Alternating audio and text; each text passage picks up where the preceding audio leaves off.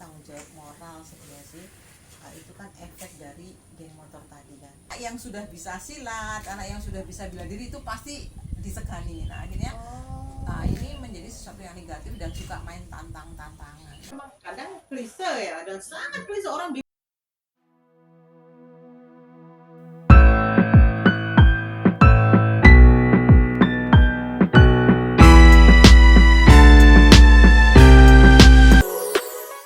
Selamat pagi, ngobrol bareng IIBG. Kali ini kita mau ngobrol bareng bersama dengan tamu kita nih. Siapa nih? Kenalan dulu ya. Dengan Bu Yuli. Backgroundnya apa nih? Kalau boleh tahu.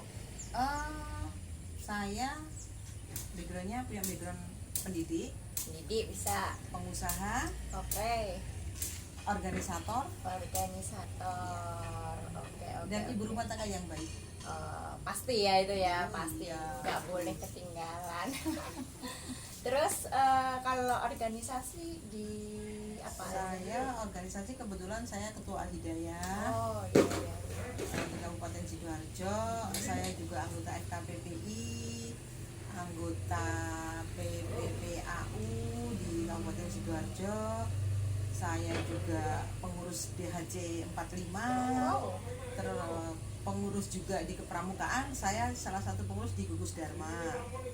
Ada juga di Saka, saya termasuk salah satu dari tim SAR. Wow, keren banget deh. Siapa sih yang nggak kenal dengan Bu Yuli? Bu Yuli siapa nih kepanjangannya? Siti Yuliani. Oh ya, Bu Yuli Siti Yuliaton. Terus kalau di apa kegiatan itu, organisasi itu di bidang apa aja? Apa beda-beda atau Beda-beda. semuanya sama? Beda-beda. Beda-beda ya? Iya, jadi kalau di Al-Hidayah kan jelas keagamaan. Iya betul. Ya kan, kalau untuk SKPPI itu kan organisasi yang mewadai putra-putri anaknya tentara, anaknya TNI, seperti itu. Kalau kepramukaan kan secara otomatis backgroundnya pendidikan toh. Pendidikan. Jadi macam-macam lah. Macam-macam ya. Berarti Kalau tim SAR kan sosial. sosialnya justru ada di tim SAR-nya. Oh gitu. Terus kalau apa kayak permasalahan di dunia organisasi gitu langsung terjun ke masyarakatnya atau gimana, atau melalui lembaga-lembaga lagi atau gimana? Ya kan karena background dari saya itu macam-macam, jadi ada yang langsung terjun ke masyarakat, ada yang background kita maksudnya lembaga-lembaga juga bisa. Jadi karena ya itu tadi, organisasi kita kan macam-macam, ada yang memang jurusannya sosial, ada yang ke pendidikan Gitu ya. Iya, jadi segala macam deh. Pernah ini enggak? Pernah menangani kasus kenakalan remaja enggak? Sering sih, sebenarnya sering, karena saya juga kebetulan saya itu anggota komite dari salah satu sekolah dasar, dan saya juga ketua paguyuban di salah satu SMP negeri di kecamatan saya di Wonoayu. Jadi Gitu. ketika ada masalah di sekolah, saya sering dipanggil seperti itu. Jadi karena kebetulan saya juga anggota FKPPI, secara otomatis kan kalau permasalahan sekolah itu biasanya hubungannya dengan polsek, dengan koramil kayak gitu, biasanya saya juga terjunnya ke sana. Itu rata-rata apa tuh keluhannya anak-anak kalau Sekarang itu yang sering saya hadapi itu, permasalahan itu adalah kenakalan remaja itu sekarang itu yang lebih spesifiknya itu geng motor. geng motor ya? Jadi bentuk-bentuk. Iya, sekarang kan lagi marak-maraknya ini ya. Ngikuti nggak ini apa beritanya? Lumayan mengikuti Ya. karena saya punya anak yang usianya itu lagi masih kelas 2 SMP sekolahnya. Jadi Pas banget ya. Iya, salah satu momen yang harus benar-benar saya ikuti dan saya perhatikan. Jadi perkembangan anak-anak di sekitar situ, perkembangan geng-geng yang kayak gitu, terutama untuk anak saya sendiri. Kalau anak usia berapanya? Anak usia 14, Cowok cewek? cowok. Pernah ikut kayak geng-geng motor gitu nggak sih? Kalau geng motor itu yang saya tahu nggak pernah, tapi karena memang anak saya kebetulan karena memang kita dari background TNI ya, jadi kadang-kadang memang keberanian itu melebihi anak rata-rata. Gitu ya. Iya, jadi kalau aku lihat tuh teman-teman dia tuh bukan termasuk teman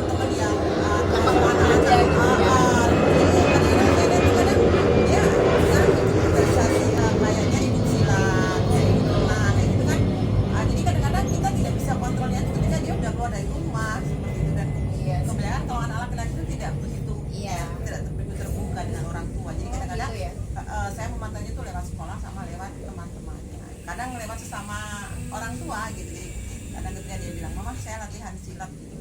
Biasanya saya telepon ke orang tua temannya, bener nggak sama ini, sekedar karena emang sekarang itu kita harus bener-bener perhatian, kita harus bener-bener tahu itu kondisi anak kita di luar seperti apa.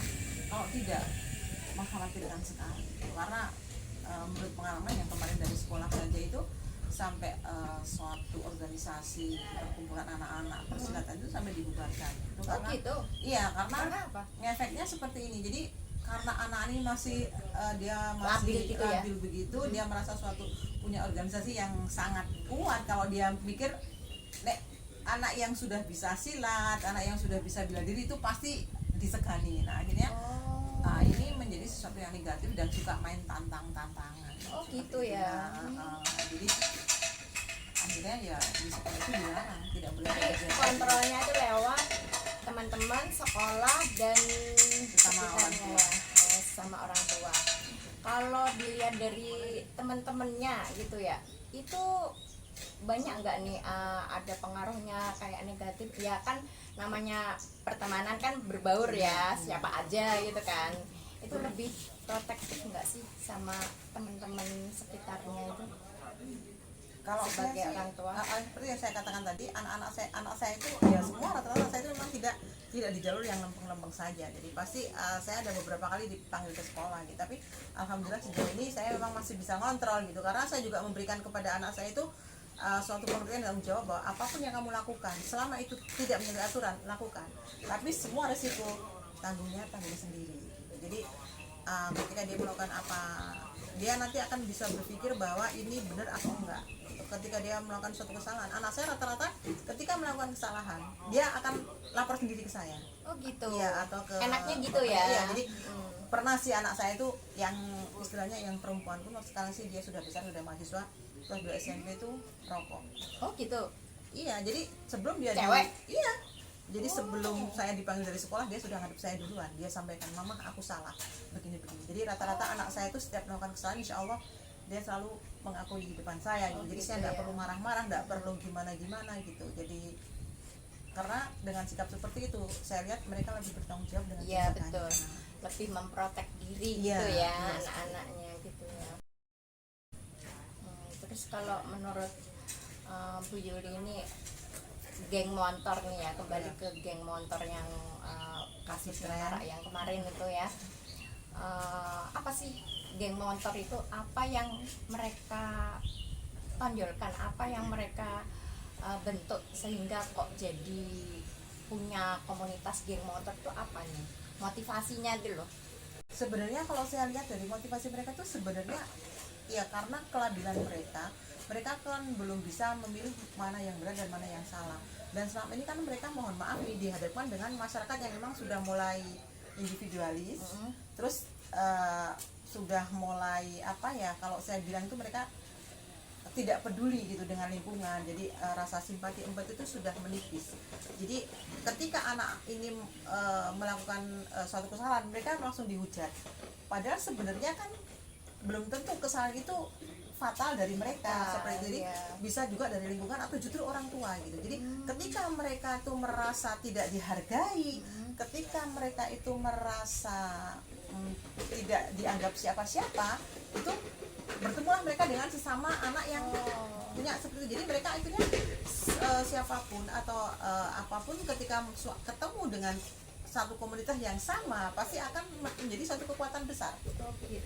Jadi ketika mereka ketemu sesama teman yang dalam posisi yang sedang bermasalah, mereka bertemu, akhirnya mereka akan saling bantu, saling support.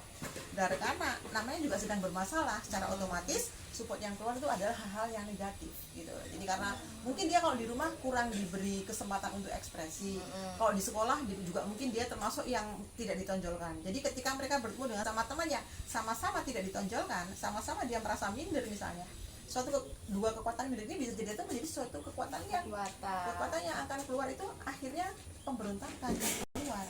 Jadi komunitas itu tadi ya. Terus kalau nggak terarah bisa jadi menimbulkan sesuatu yang negatif. Iya kan? Secara otomatis dia ingin menunjukkan eksistensi dia, egonya dia. Aku siapa? Jadi ego. biar orang melihat aku. Karena dia nggak tahu jalannya bagaimana, ya akhirnya suatu yang salah gitu. Karena secara otomatis ketika dia menjadi suatu kelompok geng motor, ketika dia bisa mengalahkan teman, bahkan yang saya tuh pernah dengar, pernah bicara itu, mereka akan diakui hebat kalau mereka sudah pernah membaca orang. Sampai seperti itu, masih SMP itu sampai seperti itu. Semakin dia berani melakukan suatu hal yang melawan hukum, itu dia akan semakin, secara posisi akan semakin dihargai oleh teman-teman, semakin dikasih apresiasi Iya, ya sama temennya. Masya sangat Allah. bahayanya di situ. Iya. Jadi mereka itu ngerasa kurang mendapatkan perhatian, kurang mendapatkan sesuatu yang dihargai, ya kan.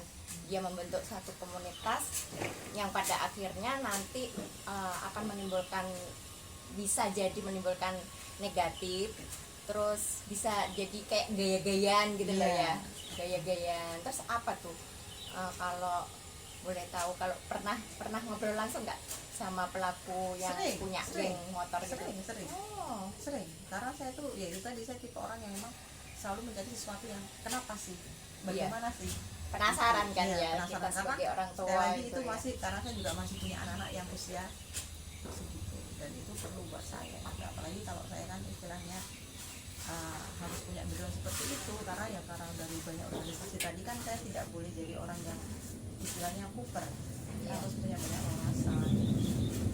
Apalagi sekarang ini ya, perkembangan zaman semakin ini, terus pengaruhnya gadget di sekarang ini ya, Sangat luar biasa.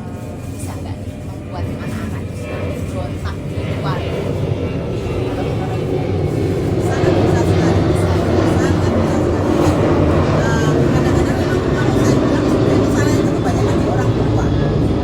Jadi ketika anak ini pegang gadget, setelah itu dia akan diam. ya, Secara pembicaraan dia banyak diam, secara gerakan dia banyak diam, karena hanya dia main pakai jari, terus otaknya berjalan di depan gadget itu, dan itu kebanyakan orang tua tidak menyadari bahwa itu tuh sebenarnya sangat berbahaya sekali, karena berita yang ada di dalam gadget itu belum tentu hal yang positif, dan lebih banyak yang negatif. Dan itu secara kesehatan pun sangat tidak bagus, sangat tidak bagus. menurut Bu Yuli, kasusnya pembunuhan Vina itu gimana menurut? Apa yang dipetik dari kejadian itu? Kalau pembunuhan gila itu yang bisa dipetik itu sebenarnya akhirnya kan kembali ke tanggung jawab moral sebenarnya sih. Itu kan efek dari geng motor tadi kan, Iya. efek dari geng motor, dan itu sebenarnya kan tanggung jawab kita bersama sebenarnya. Kita juga tidak bisa menyalahkan geng motor itu sendiri. Jadi benar-benar tidak bisa, karena sesuatu yang bisa membesar itu pasti juga andil orang-orang di sekitarnya. Sekitarnya mendukung, Iya, ya. Ada mendukung. kesempatan, ya kan? Ada kesempatan, dan kadang-kadang ketidakpedulian kita itulah yang membuat mereka seperti itu. Ketika kita tersadar, itu sudah terlambat untuk kita mengetahui yang sesungguhnya terjadi, kan seperti itu. Dan akhirnya ya mohon maaf juga tadi terlalu banyak drama juga, terlalu, kalau bisa saya bilang sebenarnya terlalu banyak yang didramatisir seperti itu. Dan Jadi yang maaf ya saya potong. Jadi untuk membentengi itu apa nih?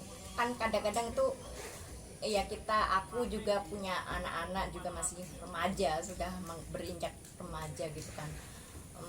Keluar malam kita kan juga nggak mungkin ya melarang anak keluar malam. Itu ada kegiatan-kegiatan ekstra itu justru dilakukan di luar jam sekolah, ya kan.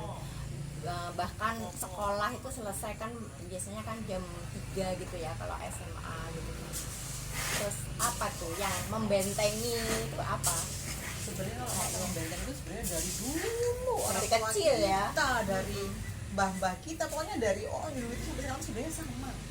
Bentengnya sebenarnya sama, memang agama Iya. dan keluarga. Sebenarnya cuma itu, karena yang sesungguhnya kalau kita bisa menerapkan itu, insya Allah tidak akan terjadi. Karena sesungguhnya ketika kita secara jujur kita mengakui seperti yang Anda bilang, bahwa kita tidak bisa melarang anak-anak kita Iya, betul. untuk beraktivitas, tidak bisa.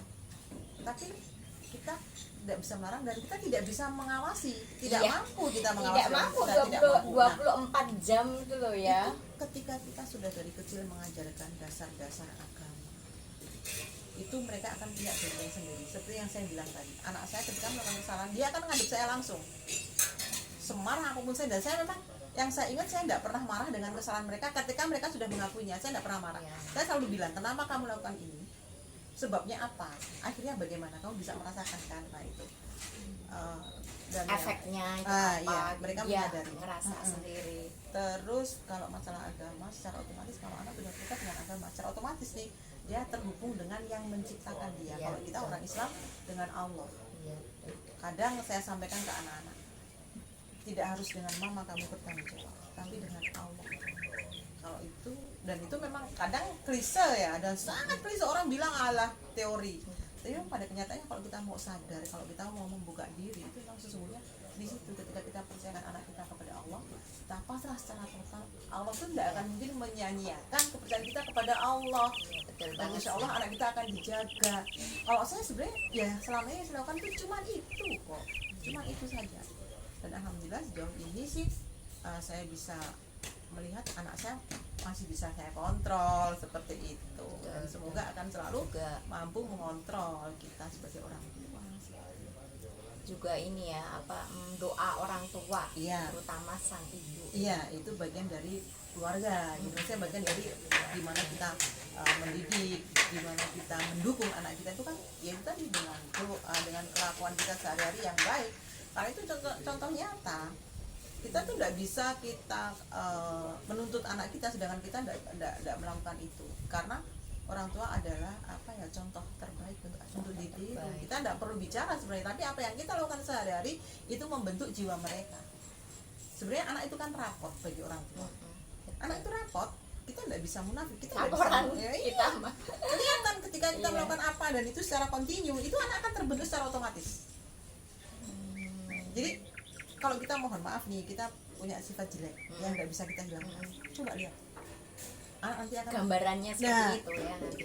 saya itu anak saya 3, karena kebetulan saya juga seorang guru ya, Heeh. saya seorang pendidik gitu kan, kebetulan saya bidangnya gurunya guru PAUD kan waktu itu Oh, ada 30 tahunan. Jadi hal-hal seperti itu memang benar-benar jadi perhatian saya, perkembangan jiwa anak, perkembangan jiwa perkembangan lingkungan itu benar-benar saya perhatikan. Jadi, karakternya juga iya, ya. jadi memang benar seperti itu. Karakter masih balita itu yang paling Iya.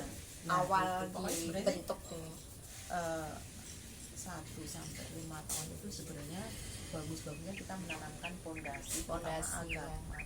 Iya, jadi ketika kita paling tidak kalau anak masih kecil belum bisa ngaji, kita setiap hari kita dengan kasih murotal. Itu kan cuma tertanam kuat di pikiran anak itu. Jadi ketika dia dewasa, seandainya dia itu lupa dengan apa yang pernah kita berikan waktu itu pun masih ada, saya bilang masih ada bekasnya, masih ada jejaknya. Jadi ketika mau mengulang lagi tuh nggak akan sulit, insya Allah nggak akan sulit karena sudah ada ikatan dengan Allah. Ya udah terbiasa dengan itu ya. Ya, makanya sebenarnya klise kok, tetap yang bisa membantu itu hanya agama dan keluarga. Lingkungan itu juga berpengaruh, tapi sebenarnya kalau menurut saya lingkungan itu hanya berapa persen. Berapa persen kira-kira? Kalau menurut saya sih lingkungan itu sebenarnya nggak lebih dari 10%, karena agama sama orang tua itu sangat kuat ya ketika kita sudah bisa ketika kita sudah bisa mengikat anak itu dengan apa yang sudah kita berikan, apa yang sudah kita lakukan, itu anak itu di luar tidak akan terpengaruh gitu. Jadi kadang-kadang saya malah berprinsip ke anak-anak saya itu, saya sampaikan gini, kamu kalau keluar jangan diwarnai, kamu yang harus mewarnai.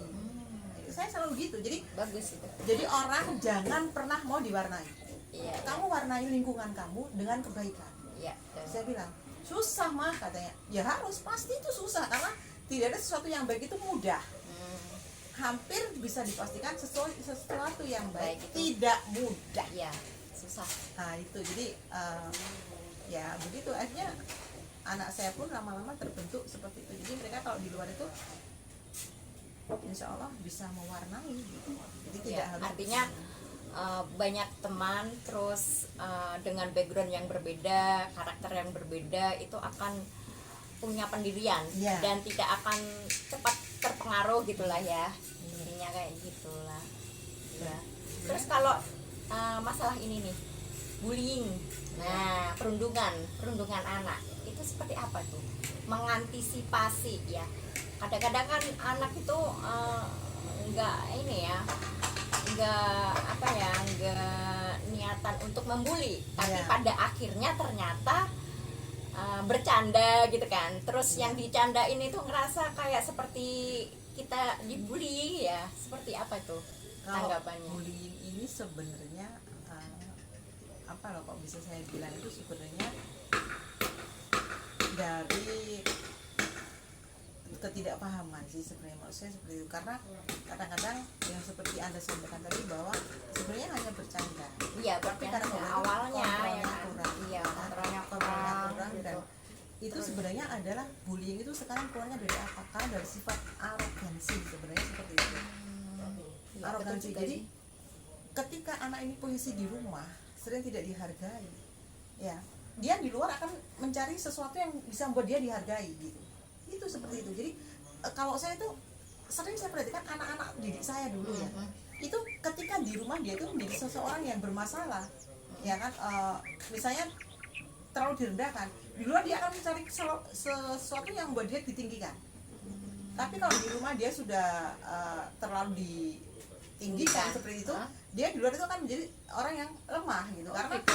iya, kalau orang tua saya tuh pernah sampaikan ke saya, dan saya pegang sampai sekarang prinsipnya adalah kalau di dalam di rumah kamu tuh sudah keras, di luar jangan keras. Nah, karena kalau di dalam kamu keras, di luar kamu keras, ketika patah kamu sulit mengembalikan. Oh gitu. Iya. Oh, menarik nih. Iya, jadi makanya saya pun anak-anak saya, kalau saya nih, karena sebenarnya ini juga dari orang tua saya sih, kemudian dia selalu katakan jangan pernah menjadi orang yang selalu minta dihargai. Iya, iya. Jadi hargai saja orang lain, pahami saja orang lain. Kecil itu sudah saya sampaikan ke anak-anak gitu. Jadi ketika ada teman kamu yang istilahnya berbuat kesalahan, jangan langsung kamu salahkan dia. Kamu lihatlah kenapa dia berbuat salah. Nah, dari situ nanti kamu akan paham. Dan kamu tidak perlu minta dipahami dengan bahasa untuk anak-anak ya waktu Iya, itu. iya. Karena kalau kamu minta dipahami, kamu selalu merasa lihatan aku gitu. Tapi ketika kamu sudah bisa memahami teman kamu ini kenapa berbuat salah, kamu akan mengerti, akan menyadari, sudah, oh berarti dia berbuat salah karena ini, Iya, gitu. betul. Selesai, nggak ada masalah. Tapi kalau kamu minta dipahami, itu yang sulit, karena itu suatu tuntutan. Kalau kamu menuntut dan tidak bisa diberikan oleh orang ini, kamu kecewa, ngefek. Tuh, Saya ngefeknya sampaikan ke bullying iya. itu tadi ya. Jadi anak saya tuh kelihatannya seperti anak yang cuek, tapi sebenarnya enggak, karena dia suka kalau cerita, terutama anak saya yang perempuan ini nih, dia itu sebenarnya sangat pemerhati banget kepada teman-temannya. Cuman dia nggak pernah sampaikan. Jadi ketika kadang ke rumah ada teman-teman ini udah kuliah nih ya, jadi begini, saya ada pengalaman anak saya ketika itu. Jadi anak saya ini punya teman ini kalau sekolah itu sering terlambat, dan kadang kalau sekolah itu awut-awutan. Jadi akhirnya kan teman kan tidak respect ya, teman-teman itu tidak ya istilahnya mengejek lah, menghina gitu. Sekolahnya telatan, terus kelambine rusuh kayak gitu. Dia cerita, mah arek-arek loh ngilokno si ini gitu. Terus kenapa? Lah sekolah ini tengah loh mas. Terus bajunya tuh lo nggak pernah bersih. Terus saya bilang, coba kamu lihat anak ini kenapa gitu. Mungkin karena memang orang tuanya sedang sakit, Sibuk. mamanya sibuk, jadi tidak ada yang rambut. Saya bilang kayak gitu. Terus bajunya ini juga nggak dirawat itu karena memang di rumah itu nggak ada yang ini. Coba kamu lihat aja dulu. Jadi jangan langsung kamu Adjust ikutan gitu ya. temannya. Dia pemalas gitu, jangan gitu. Akhirnya ya mungkin karena dia udah sering sama saya itu ngobrol-ngobrol gitu, akhirnya dia cerita, mah iya loh mah kasihan nggak punya ibu, katanya itu bapaknya itu kerja mah, bapaknya itu kerjanya itu asal kuli bangunan seperti itu. Jadi saya kira kan saya sampaikan, nah itu kan kamu tahu sebabnya. Jadi sebenarnya anak ini kan kasihan, kamu kan harusnya bersyukur karena kamu ada mama, ada papa, di rumah juga ada yang bersihkan baju kamu, nyiapin kamu sarapan, semuanya tinggal pakai. Mestinya ini yang buat kamu bersyukur dan membagi kepada anak ini gimana caranya. Jadi ketika ada teman-teman kamu sedang nilokno, kan saya bilang kamu jangan ikut nilokno. Nah, tapi perhatikan ini di ilokno tuh kenapa? Jadi kan kesalahannya bukan di anak itu deh, nggak sama itu. Jadi sering hal-hal yang seperti itu. Kalau memang kadang saya merasa saya itu terlalu teoritis atau gimana, tapi karena kebetulan saya seorang guru ya, jadi tahu yang itu berbagai saya praktekkan karakter. dan emang hasilnya tuh luar biasa gitu loh. Seperti Jadi kalau kataku ya, bullying itu terjadi karena miscommunication nggak iya, sih ya? sebenarnya begitu. Anak-anak, masa anak-anak komunikasinya jadi kurang cocok atau kurang bagus dilihat, itu semata-mata langsung dibully gitu ya. Iya. Dan ya itu tetap akhirnya kembali seperti kalau saya bilang ya sebenarnya muaranya sama kok dari orang tua dan keluarga. Bagaimana orang tua itu mengajari anak untuk hidup di lingkungan itu bagaimana, sikapnya bagaimana, sebenarnya itu. Secara otomatis kalau anak itu, karena saya sering ketemu, mohon maaf nih, anak itu sekali ngomong aja keluarnya itu udah bahasa pasar. Wow. Iya, karena makanya, nah itu saya akhirnya saya perhatikan orang tuanya, bener. Orang tuanya itu kalau ngomong sama, manggil itu nggak manggil nama anak, tapi manggil bahasa yang kayak gitu, mohon maaf bahasa yang kasar. Jadi bukan salah anak, karena anak nggak ngerti bahwa ada bahasa yang bagus untuk memanggil dia, nggak ngerti. Bagi dia panggilan kasar, kata kasar itu udah hal yang biasa. Hal biasa. Jadi kan bukan salah anak kalau begitu. Ketika anak ini melakukan hal itu ke temannya, semua menyalahkan, semua wali murid saya marah-marah gitu. Bukan salah anaknya, orang anak nggak tahu kalau ini tuh salah kok gitu loh. Jadi jangan seperti itu. Jadi anak malah bingung, ini aku kenapa dimarahi sama semua orang gitu. Iya. Ya kan? Dan karena dia yang dia sukui, yang dia terima setiap hari itu, ini lagi manggil anaknya saja bukan nama anaknya, nama binatang loh. Wow. Iya, Loh. Masya Allah, kok Gak bisa? bahaya kan? Nah, makanya jadi Ada ya seperti itu. Ada. loh, itu murid saya kan masih TK loh, orang kecil loh, sudah kayak gitu. Kasar sekali orang tuanya. Kok bisa ya? Makanya saya tuh kadang kayak Masya Allah, saya kadang nggak bisa berkata-kata gitu. Udah sering banget orang tanya saya panggil gitu. Iya bunda, mohon maaf bunda. Tapi besoknya kayak gitu lagi. Ya mungkin karena Iya, karena itu udah terbentuk, dari kecil iya. terbentuk. Nah gitu, dan keluarga ini juga saya tidak terlalu dekat mungkin dengan agama ya. Jadi benar-benar susah untuk kembali. Beneran. Iya. Sampai saat itu saya malu sendiri. Ada Pak Ustadz saya gitu kan. Marah anaknya sampai udah bahasanya nggak karuan-karuan gitu. Dan bagi anak itu hal yang biasa gitu, bukan hal yang aneh. Nah ketika ya itu tadi seperti saya sampaikan, Padahal di masyarakat nggak lazim. nggak lazim. Nah itu anak kan nggak ngerti ketika anak itu dibully, orang tua yang lain ikut marah karena masih contoh anakku malah ini ikut dimarahin, anak kan bingung salahku di mana gitu loh. Nah itu yang sebenarnya yang perlu orang tua itu memahami, tapi kebanyakan orang tua sekarang enggak.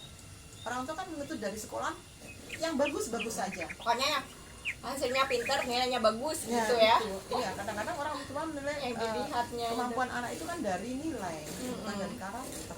Padahal di sekolah Pendidikan yang paling penting itu adalah karakter ya sebenarnya. Ya, saya kadang jadi sebagai seorang guru tuh kadang merasa kok begini ya, tapi ya alhamdulillah kalau saya seorang guru pasti ada sedikit yang bisa saya lakukan gitu kan, meskipun dengan hanya lingkungan kecil murid saya atau bagaimana gitu kan. kadang-kadang kan saya juga bingung kalau misalkan ini kalau remaja ini ya masih labil-labilnya kan, Iya. mau arah ke sana mau arah ke sini itu masih mencari jati diri Iya. lah istilahnya ya. Dan sulit diarahkan. Iya, makanya. Sulit diarahkan. Saya itu kadang-kadang saya ngerasa saya itu bisa mendidik anak orang lain gitu ke anak saya sendiri belum tentu bisa ya, mungkin karena Allah tuh memberikan saya semacam ujian ya.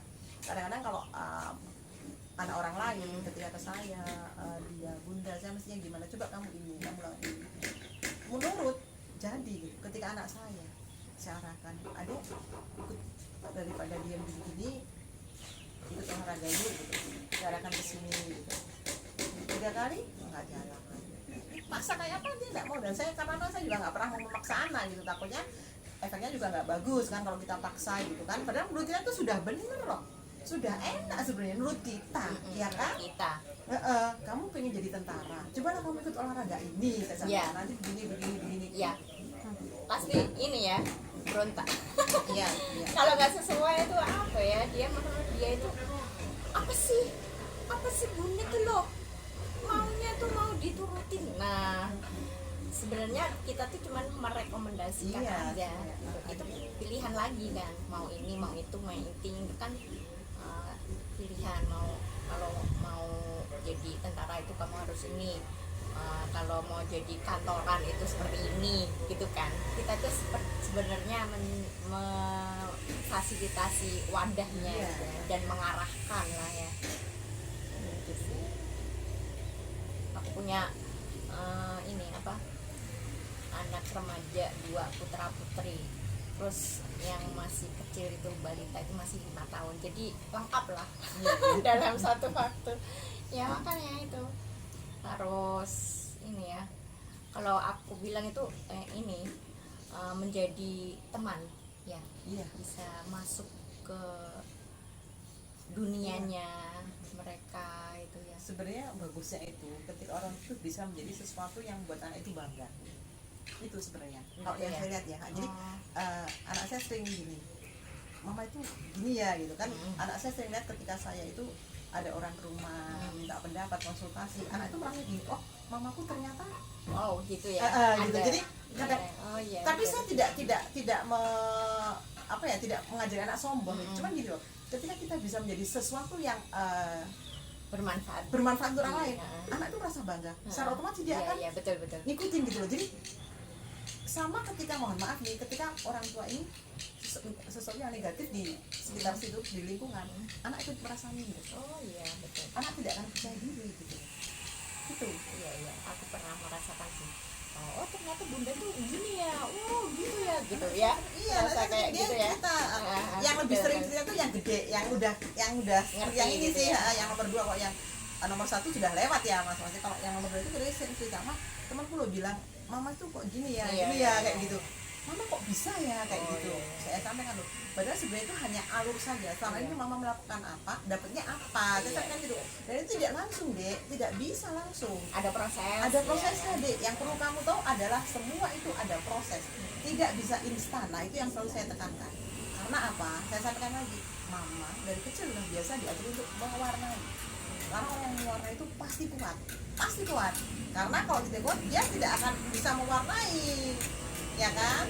Jadi kita sebenarnya udah punya prinsip. Awal kita masuk ke suatu lingkungan, awal mau kamu masuk ke sekolah itu, turuti aturan, semuanya dituruti dengan baik.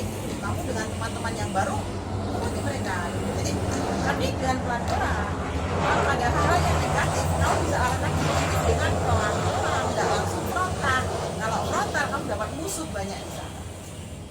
Tapi ketika kamu pelan-pelan tetap baik sama mereka, meskipun teman kamu banyak dibully, kamu berteman dengan, biasanya kalau punya teman yang anaknya suka dibully, nanti akan ikut dibully juga. Tapi kalau kamu bisa pelan-pelan mengajak anak ini untuk lebih kuat dengan cara kamu gimana, bisa mama percaya kamu ngerti kok, kamu pinter kok, anak ini nanti tidak akan dibully. Nah itu namanya mewarnai.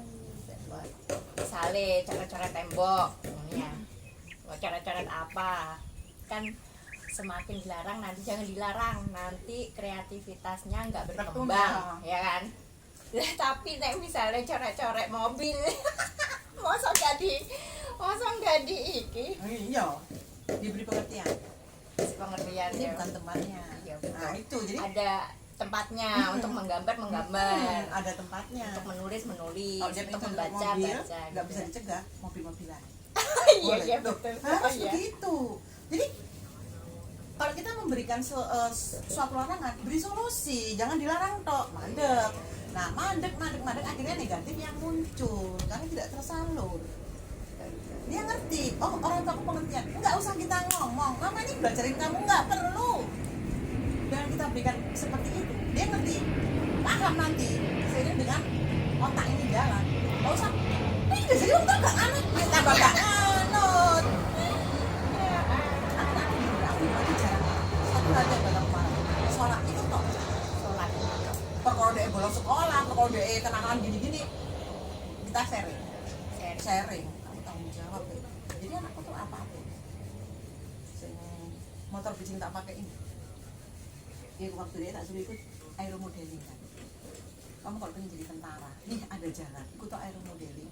Karena ini nanti bisa japres.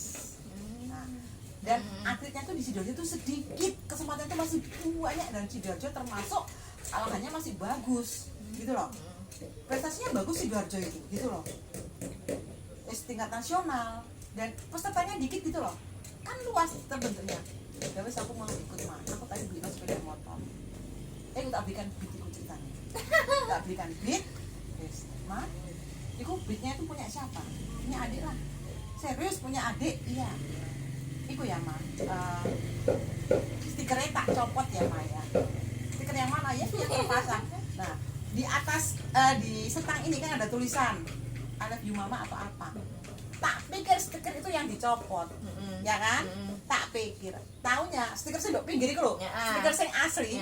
Iku mutar aku. Pas aku keluar lho, dia kok yang jawab lho, kan katanya mama boleh. Nah, temanku, adik, ya ini stiker asli sayang. Pikir mama tadi yang ini yang dia copot sama adik. Itu, kalau ini yang nggak boleh tuh. Terus kadung mah, kalau pokoknya satu, ini nggak usah. Aku mama kau, aku salah mah enggak, mamanya nggak paham. Nggak apa-apa, nggak apa-apa, itu motor kamu. Kata Amo enggak, aku sing salah siapa coba? Stiker asli kalau dicopot beda Salah persepsi kan. Ini ikut pelatihan anak bener kalau nggak salah 4-5 kali ya. Terus nggak mau ikut, ya wes mau dipaksa kayak apa? Oh gitu, jadi penasarannya wis hilang ya kan. Nggak ikut. Kalau kata yang pertama, mungkin karena anak pertama itu biasanya kan anak percobaan. Iya. Kak iso lapo-lapo kayak gitu loh ibaratnya kayak gitu. Jadi kalau anakku yang pertama ini dia kelebihannya itu di agama kayaknya gitu. Jadi aku tuh pun nggak ngerti, dia juga nggak pernah cerita. Tahu-tahu itu waktu di pondok itu ustadznya cerita. Pun waktunya beli kitab gitu. Tapi Mas Akbar nggak beli pun loh. Kenapa Pak Ustadz? Mas Akbar kan selalu ranking 1. Jadi kitab itu gratis. Aku nggak ngerti. Makanya dia di sekolah kan dia ngerasa nggak mampu. Tapi ternyata dia di pondok dia prestasi gitu loh. Itu loh dan ternyata memang kalau kita benar-benar insya Allah menerapkan seperti yang teori yang saya pakai ini, anakku sih ngomong kembali kita omong keras ketika besok mau besar jadi apa? Jadi guru tuh nggak berubah loh. Dari TK sampai di SIK wis mahasiswa nggak berubah. Pengen seperti mama. Jadi aku ini figur yang baik buat dia. Aku benar-benar harus jaga sikap itu. Aku pengen seperti mama. Jadi guru. Waktu dia mau kuliah, tadi mau kuliah di mana? Di Indonesia. Kenapa nggak di kebidanan aja?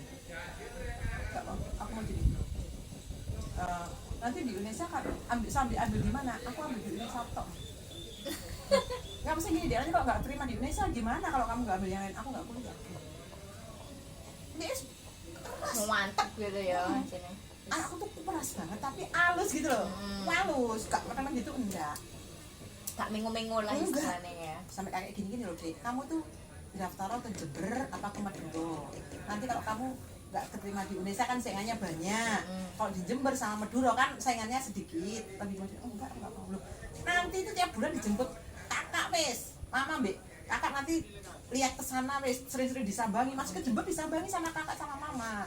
Gak apa-apa. Tahu kalau nggak bisa nggak kuliah, mau ngapain? Kerja lah. Harus kerja, nanti kuliah. Jadi kayak gitu loh, model aku tuh kayak gitu. Masih ngomongnya halus Kasih loh. kebebasan. Tapi terarah. Alhamdulillah, oh yo keterima. Aku mikir itu kemarin sempat setengah tuh nggak keterima aku ya opo gitu loh. Aku mikirnya kayak gitu. Tahun kemarin? Enggak, ini udah semester 4. Oh. Aku pikirnya nggak keterima ya, belum alhamdulillah keterima. Daftar Unesa tok loh, alhamdulillah keterima coba. Itu sesuatu yang luar biasa. Anugerah dari Allah sing Soalnya tekad soalnya. Terus tak deh. Kak ngomong. Aku pikirnya nggak jelek, gimana? Soalnya kan kakak-kakaknya, saudara-saudaraku kan semuanya kuliah. Saudara-saudaraku semua ya, alhamdulillah bisa dibilang jadi gitu loh. Merasa jadi beban nggak menurut anak-anak? Enggak ya? Enggak. Malah ada warna tersendiri kan ya? Ada seninya. Ya kan aku bilang, setiap ada masalah, tak kumpulkan semua, sing cilik, sing gede semua ngumpul. Itu adalah orang tuaku dari dulu. Baik, anak masalah kumpul. Kakakmu anak masalah ini ya opo. Berarti kakaknya kalau ada masalah kesalahan gitu semua tahu berarti. Adik-adiknya tahu gitu. Biasanya kan gini, Ma, aku mau ngomong. Semuanya kayak gitu. Setelah ngomong berdua, baru kita kumpul. Enggak langsung dicet gitu. Enggak. Sekarang aku mau bicara. Ayo kita masuk ngomong berdua. Dari baru sudah besok ada nanti. Oh iya. Jadi kita cari solusinya dulu. Gitu Ya kalau kita kan wes enggak ya, maksudnya anak piye ngono kan iso jadi sharing. Bisa jadi hanya beberapa orang termasuk kita salah duanya. Kebanyakan juga masih ada sing kaku, sing terlalu menuntut. Oh, anak temenku sing terlalu menuntut. Bijinya anaknya dibuat bukunya. Weh, Bapakku jalan keluar kayak gitu. ngomong nih aku bunda, aku pengen ukur mama boleh nggak? Mereka ya bingung sih. Iya. Anak juga kok anak koncoku koncoku yang Enak mamanya itu. Nek orang tua memang bener-bener ya. Jadi kayak aku ini makanya kan kadang aku lihat orangnya nggak takut dengan apapun. Karena selalu terbiasa itu menyiapkan hal yang terburuk dulu. Orang tua mengajarkan gini. betul. Apa ya? Kalau kamu mau ambil suatu keputusan, persiapkan mental secara baik-baik. Lihat buruknya. Kalau yang kamu terima itu baik, anugerah. Kau rasa dipikir, itu sudah alami. Tapi kalau yang kamu terima itu kegagalan, tidak sukses, ibaratnya kamu hancur, nah itu yang perlu kamu siapkan mental itu. Karena tidak setiap orang bisa menerima, bahaya kan. Kamu siapkan aja itu. Kalau cuma masalah sukses, semua orang bisa menerima, gampang, nggak perlu persiapan. Tapi kalau gagal itu mentalmu yang perlu kamu persiapan. Jadi aku tuh setiap terima kegagalan, aku nggak pernah berontak. Jadi aku terbiasa, oh ini kita resiko ini. Ya wes, Selesai. Gak usah sing berlarut-larut drama. Aku dramanya sebenarnya dari hal yang kayak gitu mau loh. Sekarang itu banyak saya dikit-dikit drama, dikit-dikit apa masalah kecil jadi besar kayak gitu. Nggak mau menerima keadaan gitu ya kayak gitu. Semakin gede, semakin ngerti ya. Tambah saya punya cucu kan. Ngomong cucu kan kadang di rumah gitu, cucu nulis ada ternyata begini begitu. Dapat itu. Cek satu ya. Cek satu cek lucu-lucunya umur 2 tahun bisa. Mama. Pasti rame deh. Luar biasa sekali. Komplit nih ngobrolnya kita nih, kayaknya asik banget ya.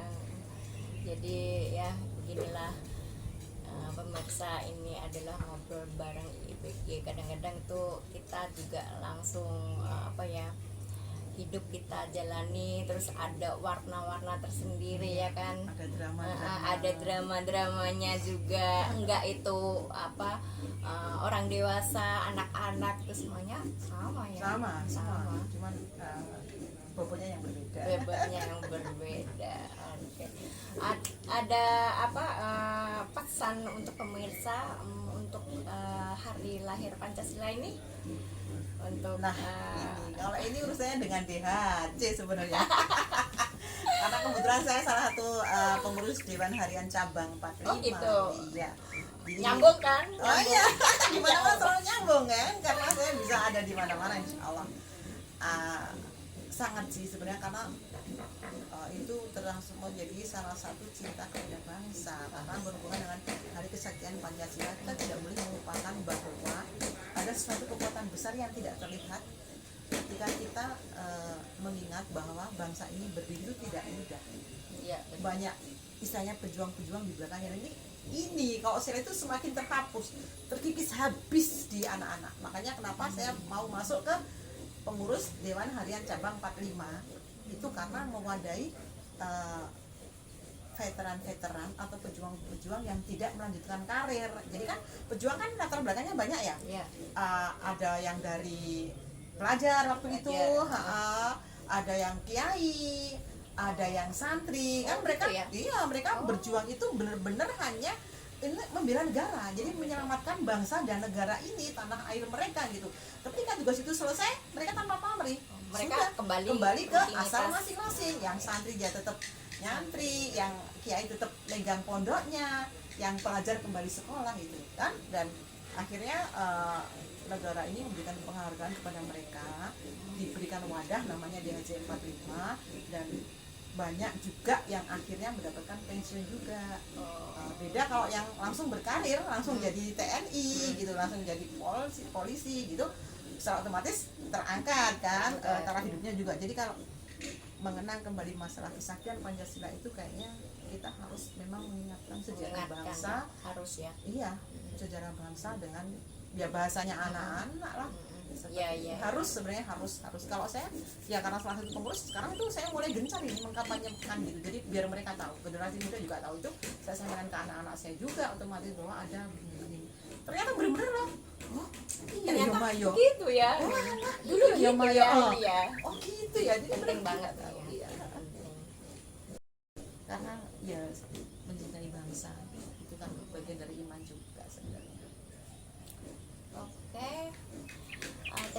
kasih pemirsa sudah menonton video kali ini, dan jangan lupa subscribe untuk kalian yang suka untuk podcast ngobrol bareng IEBG. Sampai jumpa di next video.